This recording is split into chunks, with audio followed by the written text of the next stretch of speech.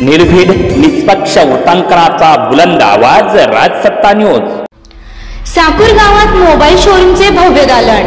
पैसे नाहीत, चिंता कशाला, अगदी अल्प दरात घेऊन जा आपला आवडता आयफोन।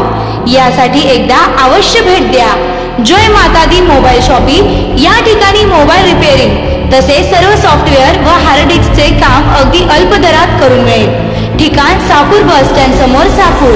संपर्क 9890315050।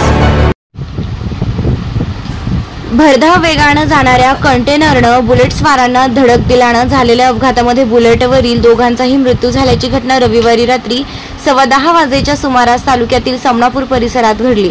अपघातानंतर चालक कंटेनर घेऊन फरार झाला। या प्रकरणी पोलिसांनी अज्ञात कंटेनर चालकाविरोधात गुन्हा दाखल केला।